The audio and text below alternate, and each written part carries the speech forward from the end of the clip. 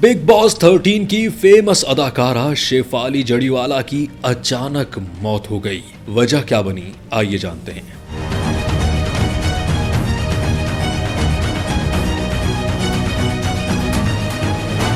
भारत की मशहूर reality show big boss season 13 से शोहरत हासिल करने वाली भारतीय अदाकारा और मॉडल शेफाली जड़ीवाला 42 साल की उम्र में इंतकाल कर गईं। रिपोर्ट्स के मुताबिक अदाकारा शेफाली को गुज़िश्ता रात अचानक दिल का दौरा पड़ा, जिसके बाद उन्हें उनके शोहर पराग त्यागी अंधेरी के हॉस्पिटल लेकर पहुंचे, जहां उन्हें डॉक्टरों ने मुर्दा करार दे दिया। 2000 की दहाई के अवाइल में मशहूर म्यूजिक वीडियो कांटा लगा से शोहरत की बुलंदियों पर पहुंचने वाली शेफाली सोशल मीडिया पर काफी सरगर्म थीं, जहां वो अपनी कीमती यादों को फैंस के साथ शेयर करना बेहद पसंद करती थीं। और अब उनकी अचानक मौत से जहां इंडस्ट्री में गम की लहर दौड़ गई है, वहीं अदाकारा के फैंस भी इस सानहे को कबूल नहीं कर पा रहे।